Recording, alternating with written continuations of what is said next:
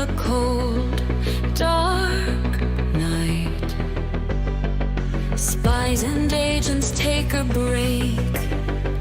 Cookies hidden for our sake.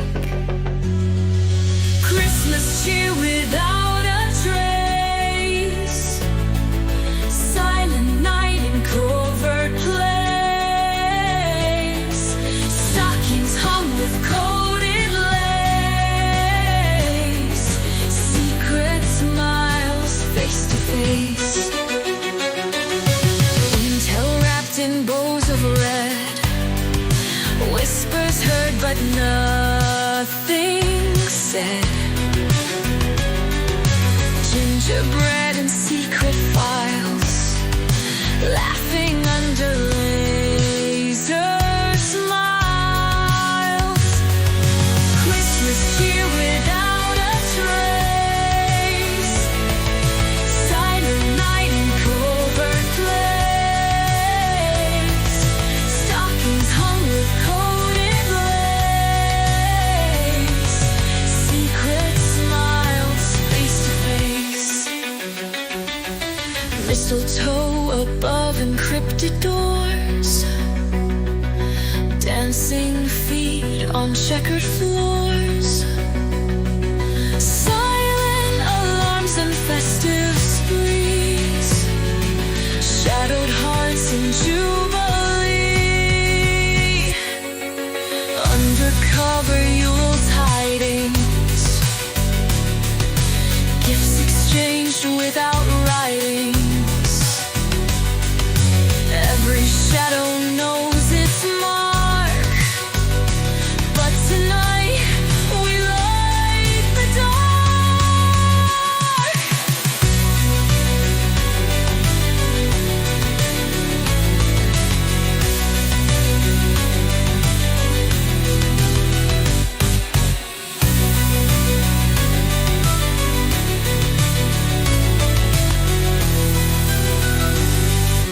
In the bunker out of sight, huddled in the cold, dark night. Spies and agents take a break. Cookies hidden for our sake.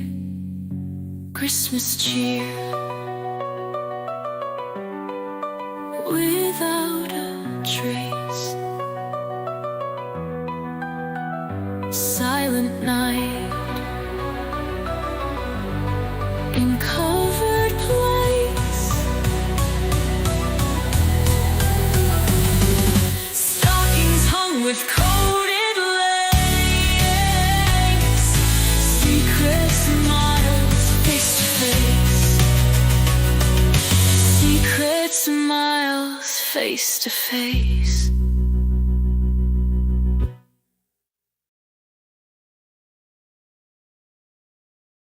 Hello, everybody, and welcome to the Purple Rhymes with Orange stream hit holiday marathon on the DSA. If anyone wants to come in, you're perfectly welcome to do so. I was hoping someone would. I do have some filler material. This is another music video.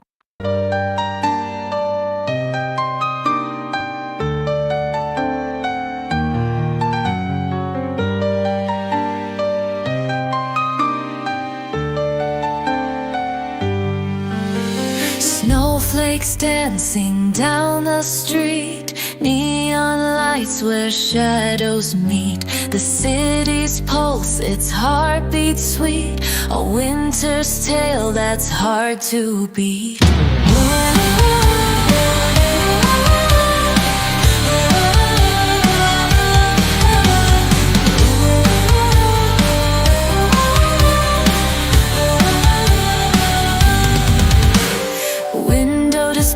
With magic flair, carols floating through the air. In Central Park we make a pair, a twinkling romance beyond compare.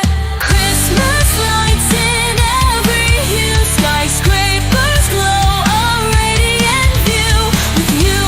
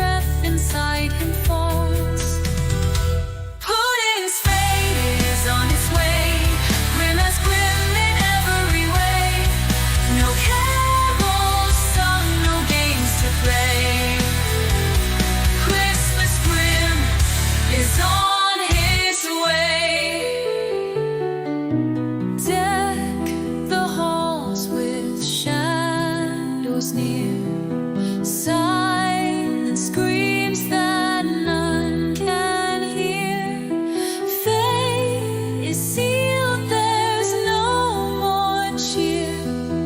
Christmas Eve, his end is clear.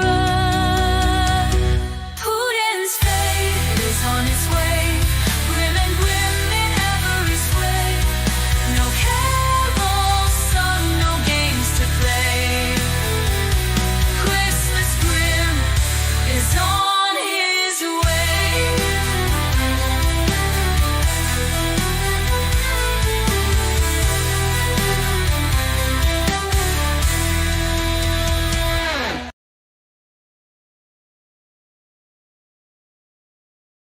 Hello, everybody. Welcome to the DSA. They're going to have some people come in a little bit. Jenny dropped out. I have a documentary that's almost done that I'd like to show you.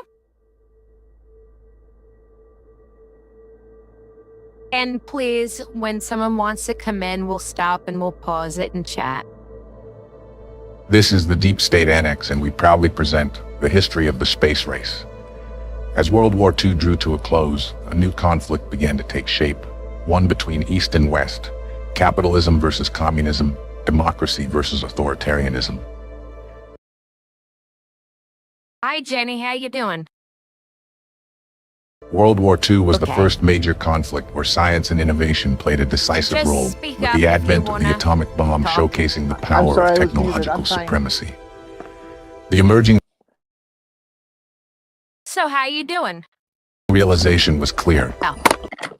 Well, I'm mostly okay. You know, just getting along in the holidays, and wondering why somebody didn't bake me a turkey and an apple pie and bring it over. But you know, hey, they live a couple miles away. So, how are you? I'm doing okay. everywhere. Yeah, I've been traveling a lot over the past year. Around this time last year, I was in Ukraine. I met operator Starsky, and then I went to the Netherlands and Germany. I've been all over the U.S. Hi, Nate. And then I went to the Netherlands and Germany. I've been all over the U.S. Been to the UK, and gonna go to Australia in a few weeks. Geez, are you like a CIA agent or? how No, I just made I made a fuck ton of money. Oh, okay. Well, Must be. have a great time. I always wanted to go to New Zealand and England and Germany. I don't think that's going to happen unless I It's win the real big nice lotto tonight. places. Yeah, I gotta buy tickets for that. Gonna play a few minutes of this and then stop it, and then continue. Then my move. Control of space would mean control of the battlefield. This is the story of the space race.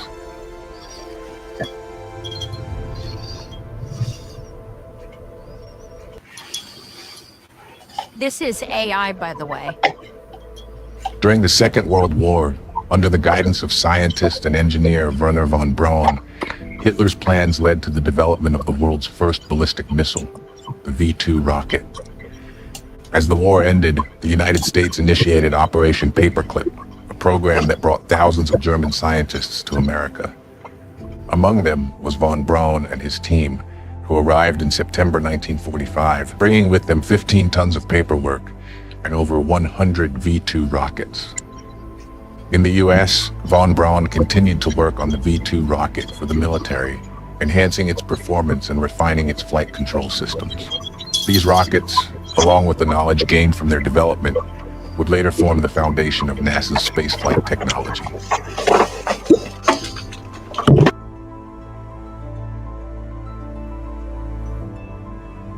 At the end of the Second World War, The Cold War had just begun. Both the United States and the Soviet Union understood that this new conflict would be determined by technological supremacy. With missiles on both sides reaching ever higher altitudes, the struggle for dominance evolved beyond a mere race. It became a fierce competition between two civilizations: capitalism versus communism, the free world versus the unfree world. The ultimate symbol of superiority became the conquest of space. However, the Soviet Union took an early lead. On October 4th, 1957, they launched Sputnik 1 into orbit, marking the world's first artificial satellite. America was stunned. The Soviets had beaten them to the first major milestone. As the Soviet satellite passed overhead every 90 minutes, Americans felt a profound sense of humiliation. The situation worsened just 1 month later when the Soviets launched Sputnik 2, which carried the first living creature into orbit, a small dog named Laika. America responded on December 6, 1957. The United States attempted to launch a satellite of its own, looking to Vanguard, but the mission ended in failure, with the rocket exploding at takeoff. American prestige was on the line. President Eisenhower tasked Wernher von Braun and his team with launching a satellite into orbit within 60 days. On January 31, 1958, Explorer 1 was successfully launched, orbiting the Earth 12 times a day. Later that year, in July, Eisenhower signed the National Aeronautics and Space Act, establishing NASA, a new organization that would lead the charge in space exploration technology. With NASA at the forefront, von Braun and his team got to work, and for the first time, it seemed like America could take the lead in the space race. However, on April 12, 1961, Soviet cosmonaut Yuri Gagarin became the first human to orbit the Earth, a triumph that the Soviet Union proudly showcased to the world. Gagarin's achievement was a devastating blow to America's morale, highlighting the successes of the Soviet communist system. Once again, America found itself humiliated, with the weight of the free world resting heavily on the White House. The Soviet Union had not only put a man into orbit, but also launched the largest satellites at the time. The free world was for the first time trailing behind the communist state. Something drastic had to be done. 1 month later, on May 5, 1961, the United States responded with Project Mercury, launching astronaut Alan Shepard into space as the first American to do so. But that wasn't enough. President Kennedy was determined to prove that the United States, with its ideals of freedom and democracy, could outshine all Soviet achievements. America and the Western world had been the trailblazers of the Industrial Revolution and modern innovation, and they couldn't afford to abandon the legacy that previous generations had worked so hard to build. They had to embark on one of the greatest adventures of all time, and so they would build, experiment, and face failures along the way. Facing the challenges ahead, persevere, and eventually succeed. The American machine was set into motion, and the brightest minds from around the globe were brought together. America was committed to sending a man to the moon, and they were determined to succeed. We choose to go to the moon in this decade and do the other things, not because they are easy, but because they are hard. Because that goal will serve to organize and measure the best of our energies and skills. Because that challenge is one that we're willing to accept, one we are unwilling to postpone, and one we intend to win, and the others too. Many years ago, the great British explorer George Mallory, who was to die on Mount Everest, was asked why did he want to climb it. He said, because it is there. Well, space is there, and we're going to climb it. And the moon and the planets are there, and new hopes for knowledge and peace are there. And therefore, as we set sail, we ask God's blessing on the most hazardous and dangerous and greatest adventure on which man has ever embarked.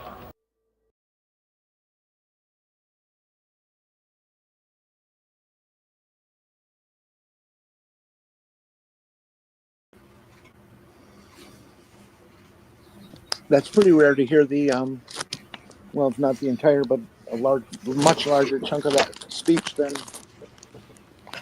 what you usually hear Yeah, of just that slogan. I never heard that. It was only this, my mom used to always this take me little out. outtake. My mom used to take me out at night when Sputnik went up, and we'd watch it go overhead. Like you can see the ISS now. It was interesting, right? That a bunch of high schoolers were able to track Sputnik. And it really lit a fire under the United States. I think we spent close to, with the GI Bill of Rights, especially after Sputnik, we spent close to 40% of the federal budget on education. To catch up. It was really something to behold. Yeah, things were very to the different. moon. And of course, the penguin in power armor, right, is promoting the idea that we went to the moon and that NASA is telling the truth. I will not listen to any space or moon landing denier. They are absolutely insulting. They're a complete disgrace to our nation, and they're a complete disgrace to the discoveries and capabilities of science. They don't belong in any discussion I'm having. I don't want to see them, hear them, feel them, or nothing. Get out of here. It was around the time of just about 3 months before the 3 months before the pandemic started. Basically, like from September up until, well, it was more than that. From September up until the shutdown, I was working as a working for Saab, and they did all the model stuff and the in the cryo tunnel. It was probably the most interesting job I had. Not the most fun, but the most interesting. Very stressful. You drop one of those models, it's fucked. There were flat earthers were curse words, and moon deniers were curse words, and people shared on their phones. Was it Buzz, or was it Buzz Aldrin, or Neil Armstrong punched one of those flat earth fuckers in the face? That was Buzz Aldrin. Yeah. And for his age, caught the dude really good. There's a video out there of it. Just go search for yeah, he got him good. Buzz Aldrin hitting a guy, which should do it. He got him good.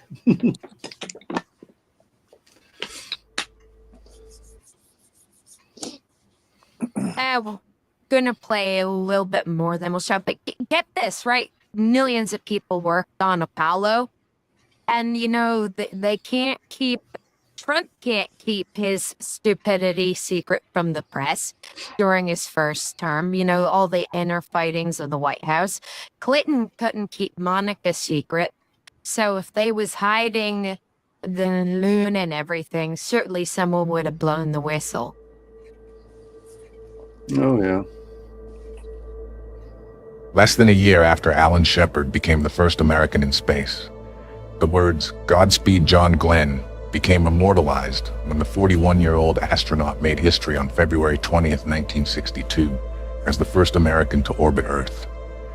The Mercury spacecraft, propelled by an Atlas launch vehicle, carried Glenn into orbit. Say again? I followed that shot live. I'm older than NASA, so I've seen most of the stuff as it happened. I'm so jealous. Yeah, you're no fart too. We should. And I'm the whippersnapper. Where he circled. You can whip me. Let me you can whip me rephrase and that. snap me anytime. The planet 3 times. The mission aboard the Friendship 7 spacecraft lasted 4 hours, 55 minutes, and 23 seconds before a successful splashdown in the ocean. While the Mercury program marked significant achievements, new vehicles and technologies were needed to bridge the gap between Mercury and the Apollo missions. Development of a new vehicle for the Apollo missions, directed by Dr. Wernher von Braun, had been in progress for several years. The new launcher, Saturn I, aimed to exceed the heavy lift capabilities of the Russians. It utilized a cluster of narrow tanks, easily manufactured with the tooling from the country's existing rocket fleet, and combined 8 rocket engines to achieve the necessary thrust. The H-1 engine was employed in the development of Saturn I. Engineers altered their approach to mitigate the high failure rates experienced with other rockets. This entailed exhaustive testing of all components prior to launch, including the H-1 engine, which needed to demonstrate 99% reliability. In October 1961, the first Saturn was prepared for flight testing. It featured a massive first stage, a dummy second stage, and a nose cone, all being fueled on the launch pad while technicians meticulously inspected the rocket's subsystems. This labor-intensive process would eventually be overseen by computers, and high-speed film cameras were trained on critical areas of the pad launcher interface, a practice that persists. Although initial tests of new rocket designs were typically fraught with issues, Saturn I executed its maiden flight without a hitch. This marked a modest advance toward President Kennedy's ambitious objective of a manned lunar landing. With both the American public and the U.S. government fully behind Kennedy's goal of landing a man on the moon before the end of the decade, NASA lacked a definitive plan for its execution of Project Apollo. 2 primary approaches were considered: direct ascent, involving a single large spacecraft traveling directly to the moon and back, and Earth orbit rendezvous, which entailed launching 2 separate spacecraft components into Earth orbit to join and then proceed to the moon. Various designs for these massive spacecrafts were explored. Additionally, a third strategy involving a lunar orbit rendezvous was proposed, necessitating a specialized lunar lander that would be jettisoned post-mission. Langley engineer John Houbolt was a staunch advocate for this method as the viable solution to meet President Kennedy's 1969 deadline. NASA faced considerable technical challenges in July 1961, after Gus Grissom had completed America's second 15-minute suborbital flight. NASA administrators at that time considered the concept of 2 spacecraft rendezvousing in Earth orbit. And as those who don't know, Gus Grissom died in a mishap. They wound up filling the capsule with oxygen, pure oxygen, and it caused a fire. It was Apollo 1. There was a spark that ignited, and they were gone in 90 seconds. It was very sad traumatic.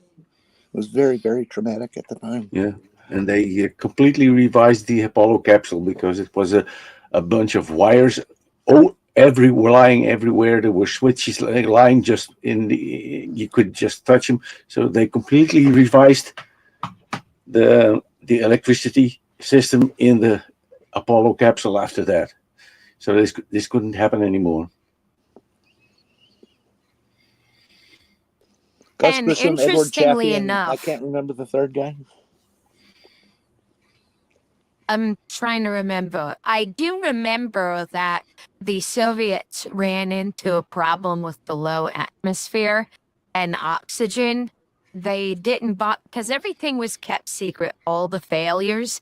So they wound up having a similar problem before, but they didn't let it out. So NASA made the same mistakes and similar results.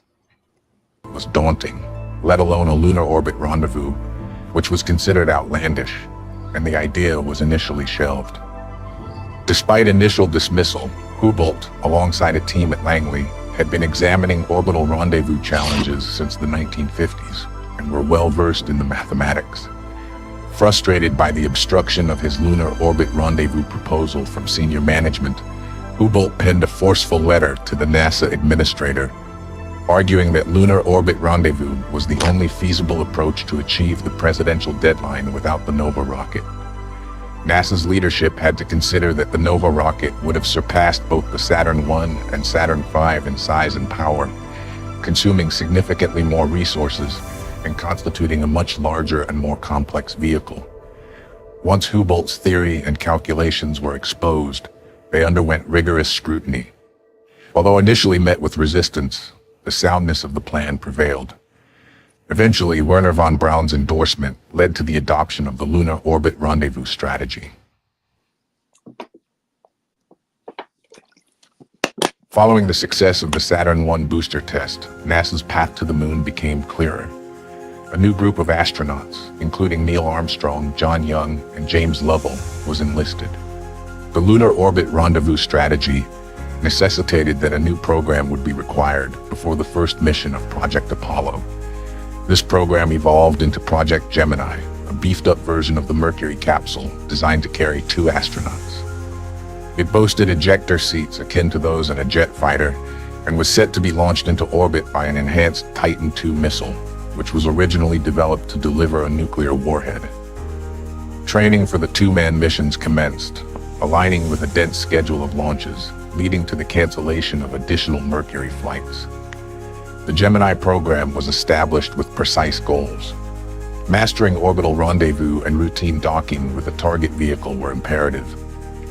It was also understood that any lunar mission would require astronauts to exit the spacecraft and endure the vacuum of space in a pressure suit.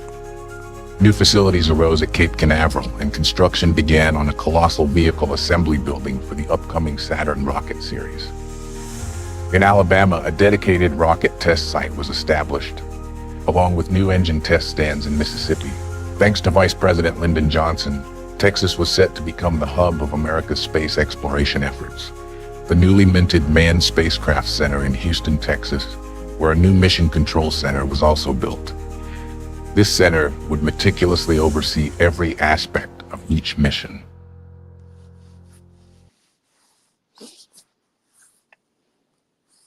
You know, I'm kind of jealous of people who grew up during the hopeful times of America before we became all. I know it wasn't all good. There was the racism and shit.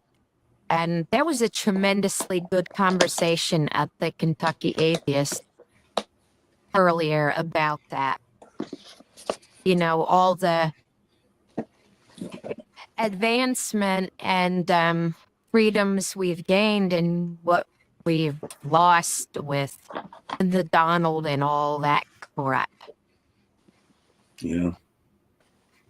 And let's keep in mind that Kennedy and Johnson, who initiated the space program, are both Democrats. Yep.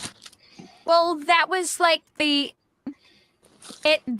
switch started with Roosevelt and it ended with Nixon going full bore into courting the racists. The dictators. And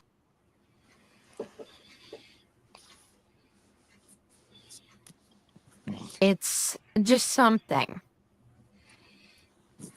I'm gonna continue to play the NASA thing, but I want to see if I can find a file here. Just try to show off a little bit. They missed some important facts in that. I'm sure they edited for brevity. That the rocket that took John Glenn and the rest of the Mercury astronauts up the Atlas rocket, the Atlas rocket is still in use today. It was such a good design. They haven't been able to move beyond it because it's just so damn good. They've made modifications and stuff, modernized it significantly, but it's still the same basic chassis and concepts. Basically ICBMs. Yeah. Yes. Yeah, I think they were using them all the way into the movie First Contact, because that rocket looks awfully familiar to the ones Efren Cochran took up. Oh, that's possible.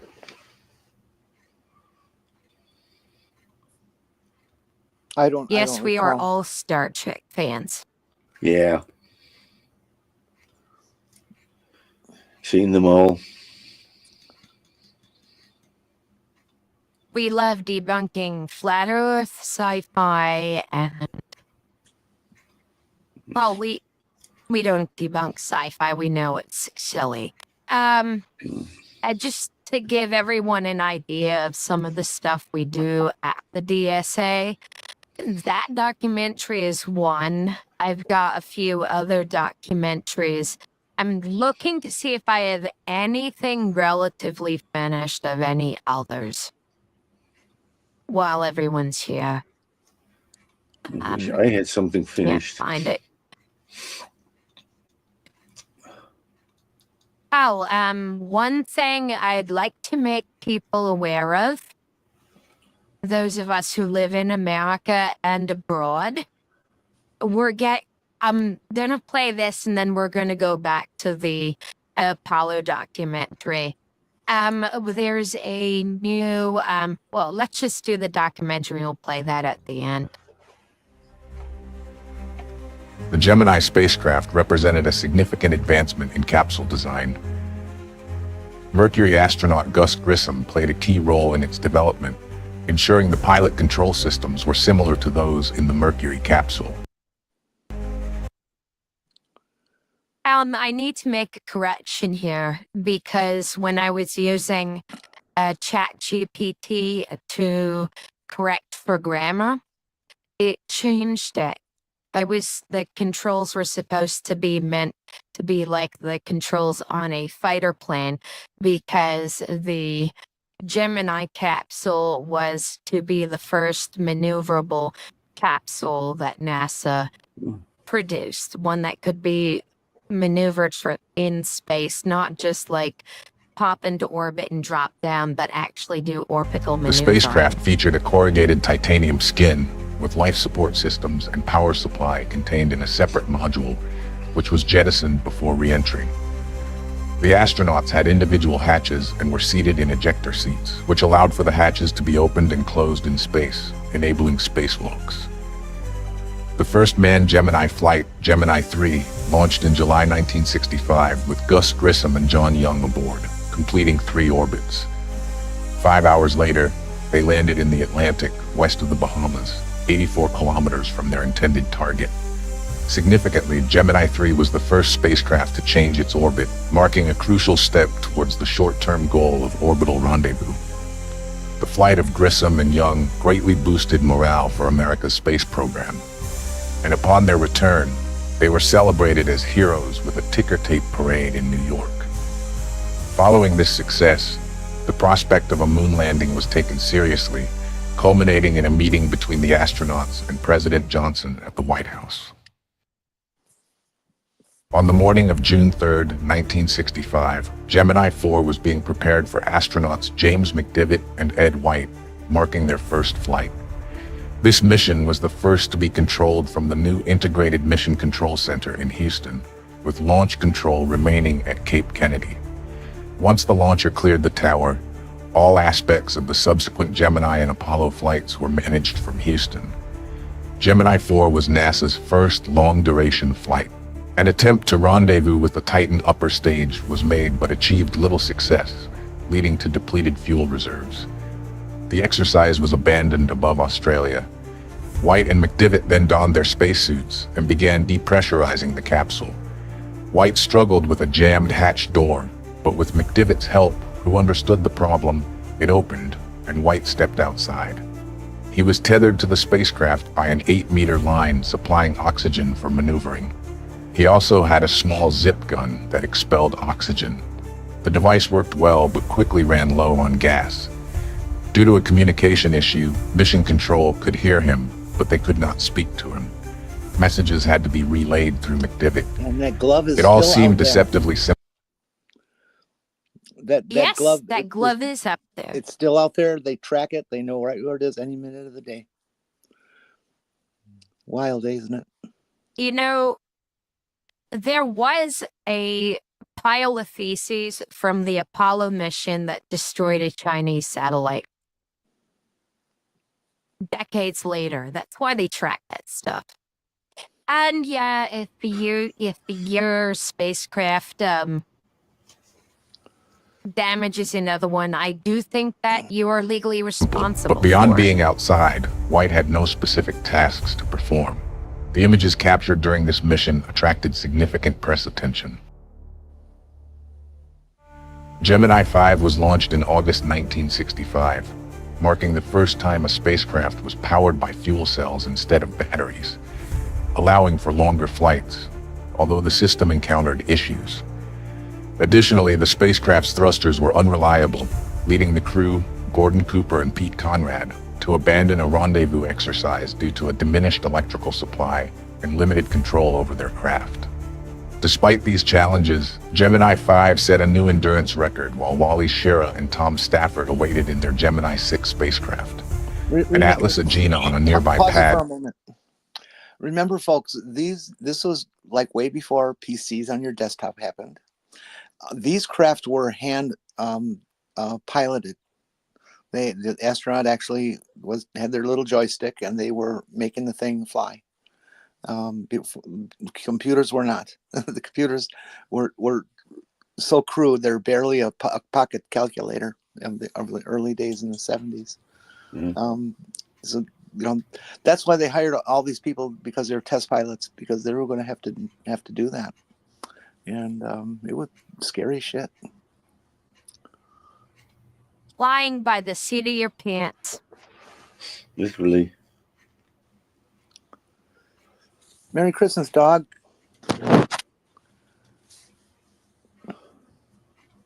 And I do not know how to forward streams, but I did check who's next, and I will be dropping it in the link. I'm relatively new to streaming, and I don't know, well, new as far as operating it goes. But Was prepared for launch. let's continue. The Gemini capsule was designed for docking, and in October 1965, the first attempt to rendezvous and dock with the Agena target vehicle was scheduled. The Agena's launch was flawless, but after stage separation, radar detected 5 separate objects. The craft had disintegrated. With no point in continuing, and the Gemini program's tight schedule of a launch every 6 weeks, there was no replacement Agena available before the next mission, Gemini 7. The decision was made for Gemini 6, now designated 6A, to rendezvous with Gemini 7, which would launch first, necessitating a rapid turnaround between launches using the same facilities. In December 1965, Frank Borman and Jim Lovell were gearing up for NASA's longest mission yet, planned for 14 days, sufficient for a moon round trip. Gemini 6A was scheduled to launch 8 days after, a procedure Schirra and Stafford had rehearsed just 7 weeks prior, with no faulty target vehicle to hinder them. Cleared for takeoff at T-minus 543, an early plug release triggered an automatic shutdown. The second launch attempt thwarted for Schirra and Stafford. 3 days on, Gemini 6A successfully launched, achieving orbit within 6 hours. The side-by-side rendezvous of the two Geminis was one of the complex maneuvers that needed to be mastered before a realistic attempt at a moon landing could be undertaken. The intricacies of orbital mechanics may have been lost on the American public. The sight of a spacecraft in orbit captured massive media attention once again. Gemini 7 broke the record for time spent in orbit, but in the last few days, it encountered thruster issues. The return to Earth was technically smooth, although Borman and Lovell were physically weakened after their 2-week stint in space. Next up were two rookie Borman and Lovell astronauts, Neil Armstrong two and of the- Dave two Scott, of the 3 astronauts with on Armstrong Apollo serving as 13. mission commander and set. Let me say what you're going to say. Frank Borman and James Lovell were 2 of the 3 astronauts that made it to Apollo 13. Yeah. When this all happened, I was at 6th grade of the school, and our teacher was really interested in space, space travel. So he made a completely. He showed us everything, all the material he had, because we only had black and white television and only 2 television stations of 2 nets, and that was all we had. I learned a lot of this guy, and he made me really interested in space. It was really great. to become the first American civilian in space. Gemini 8 had an ambitious flight plan. Docking had yet to be accomplished, and this mission aimed to rendezvous and dock with an Agena target vehicle, launching an hour prior to Gemini. The launch went flawlessly, and Gemini 8's crew managed to rendezvous and dock with the target vehicle. However, they encountered a thruster issue that caused both docked spacecraft to spin. Armstrong detached the spacecraft, but the spin rate increased due to a stuck thruster on Gemini. As per protocol, an immediate return was initiated. The destroyer Leonard F. Mason retrieved the crew and their capsule from the Pacific, far from the intended recovery zone planned for Gemini. They're missing a very critical piece of information there. When that capsule went into its spin, it was pretty much over for these guys. And it was Neil Armstrong and his piloting skills that made that thing settle out and get reoriented and get them home safely. It was 100% Neil Armstrong. That's part of why he was chosen to be the first man on the moon. And it was his piloting skills that saved the Apollo kept the LIM, because the autopilot was heading it towards a bunch of boulders. Yep. And with the X-15 was that? He was briefly crossing the Kármán line and almost flew into space with the thing without the possibility to come back. But he got the control of the craft, and he got safely back. He was a really good pilot. Yes, it was Tom Hanks, and that film was far from ridiculous. 9. That was one of the most dramatic. That was one of the most dramatic periods of human history ever. The entire world stopped. Yeah, we were glued to the television, glued to the radio. For like 3-4 days, the whole world was focused on Apollo 10, and that's it. That's the only thing that mattered to the planet. If you would say something, when did the world stop? Apollo, this day, that period of Apollo 13, the whole world 13, I don't know, I said 10. Stopped on one thing.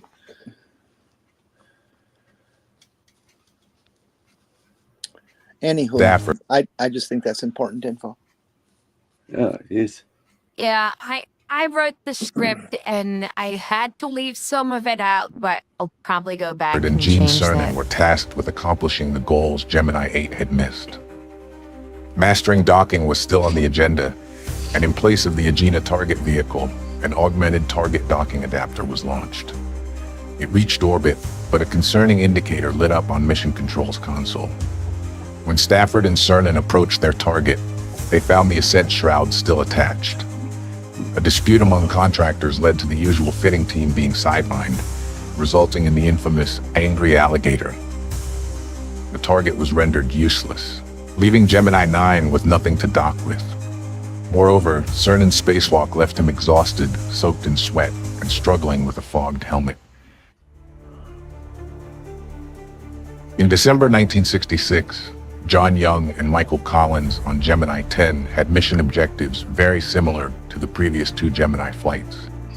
They successfully rendezvoused and docked with their Agena target. Then, using the Agena's engine, they boosted their orbit to a new record height. The craft also rendezvoused with the spent Agena used by Gemini 8. Collins conducted 2 spacewalks, during which he lost his camera. As he maneuvered towards the target craft, he found it difficult to secure a grip, experiencing difficulties similar to those of his colleagues on prior flights. Gemini 11 had a 2-second launch window. Pete Conrad and Dick Gordon performed a direct descent rendezvous just 94 minutes after launch. This was the type of rendezvous planned for the Apollo missions. They docked and undocked 4 times, bolstering NASA's confidence in their rendezvous and docking capabilities. Using the Agena's engine, the Link craft reached a record orbital apex of 1,300 kilometers. During an EVA, Gordon attached a tether to the Agena as part of a gravitational experiment. However, the process was again exhausting, more so than simulated exercises on the ground. NASA had just one more Gemini mission to resolve their EVA challenges. And that is all I have for that so far that's finished. That's really good. That's 12 really hours good. work. It's really good. It's indeed. Thank you. I work 12 hours a day, 5 days a week. This is one of my days off. And editing that, getting the right music, and it all takes a boatload of time, taking care of plants. Every Saturday at 3 p.m. and every Sunday at 3 p.m. Eastern US, Canada, we do a stream, debunking pseudoscience on Saturday. And then on Sunday, I take comments that are left on Operator Starsky's channel by trolls, comments left on Ukraine Matters channel. Allie has helped gather them, and the fun stuff in the Ukraine Matters Discord server. And we make fun of Russian trolls. It is fun, and it's somewhat of a, well, Russia is a country.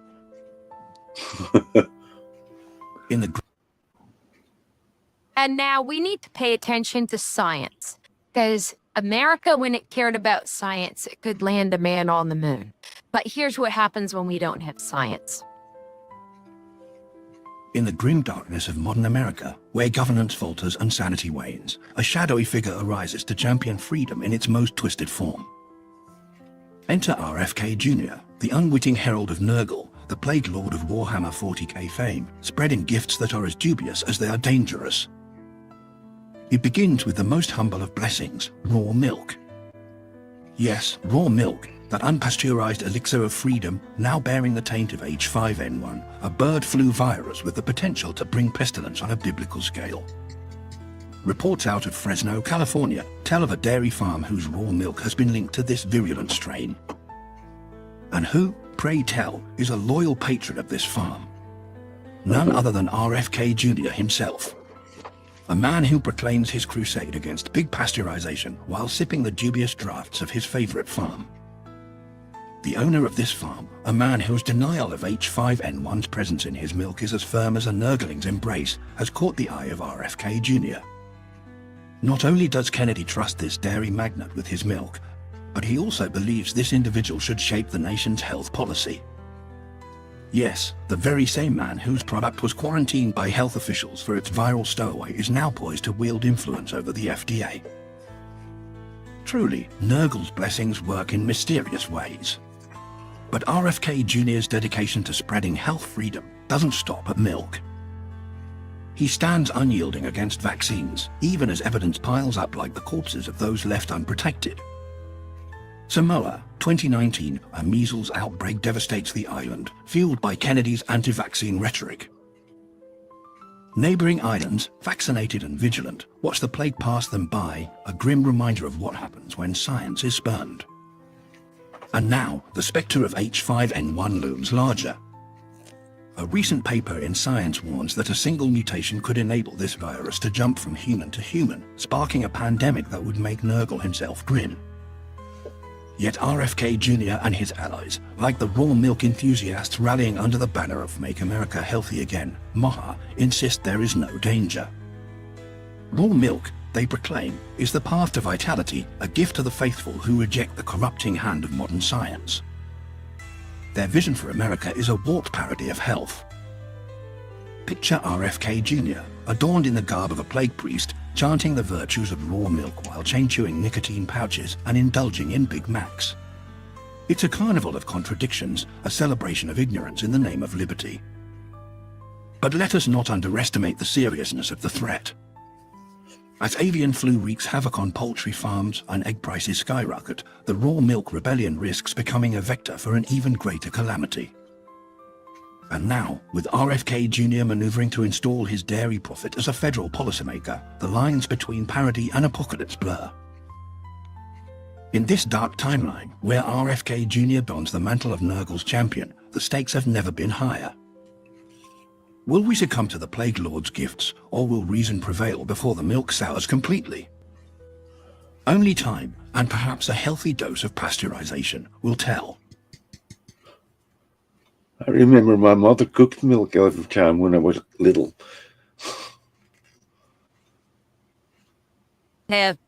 Folks, science is important. Now, I'm going to play a video, then I'm going to drop the link to Ember's channel.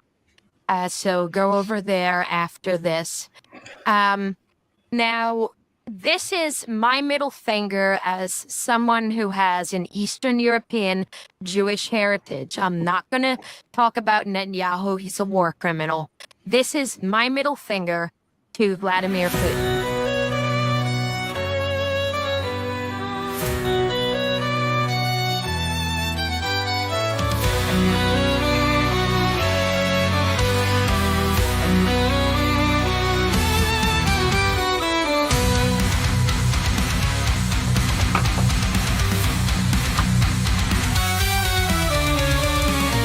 Candles glow in winter's night.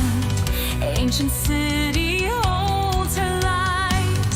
From invasion after pain, Kyiv stands and will remain. Eight bright flames against the dark. Hope and strength ignite a spark. City strong through endless fight. Hanukkah brings warmth and light. Streets of Kabul whispers tell history where heroes dwell. Generation carries on songs of courage never gone. Eight bright flames against the dark. Hope and strength ignite a spark. City strong through endless fight. Hanukkah brings warmth and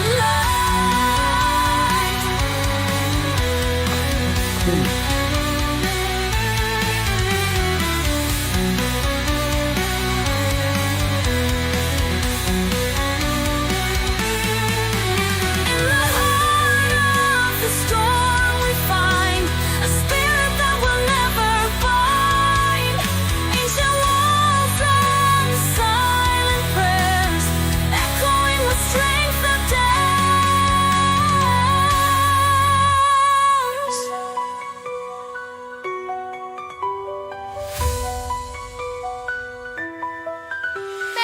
Eight bright flames against the dark.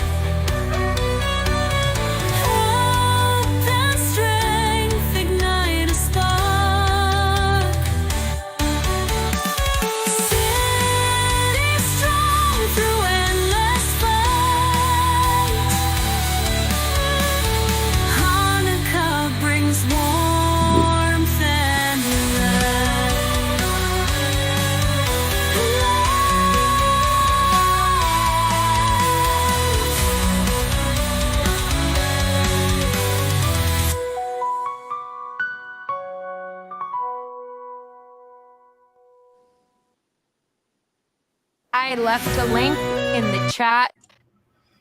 I left a link in the chat. I just don't know. I tried figuring out how to forward it. I didn't know how. We got like 40 seconds left before I'm going to cut the stream. Everyone, please like, share, and subscribe.